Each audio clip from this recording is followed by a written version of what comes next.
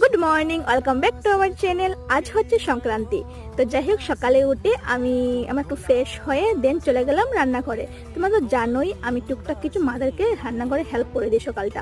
তো সব কাজ কমপ্লিট করে নিজে চিরাবাজি অ্যান্ড চা দিয়ে ব্রেকফাস্টটা কমপ্লিট করে নিলাম। তো রান্নাঘরের কাজ কমপ্লিট করে চলে আসলাম বেডরুমে। এসে আমার টুকটাক বেড ক্লিন করা যা যা করতে হয় আর কি সবগুলো করে ঘরটা একদম মুছে ক্লিন করে চলে গেলাম ঠাকুর করে। এই যে বললাম আজ সংক্রান্তি, আজ ঠাকুর করে রান্না করে ভগবানের কাছে ভোগ লাগানো হবে। তো এসে এদিকে সবজি টবজি কেটে দিচ্ছি, মা এদিকে রান্না বসিয়ে দিলেন। তো এদিকে মা কাকুমিনা মিলে সবগুলো রান্না করছেন। আমি চলে আসলাম ঠাকুর করে। কিছু নিয়ম আছে, এগুলোর নাম কি বলে যায় না, সব মুটি আজ লাগাতে হয়।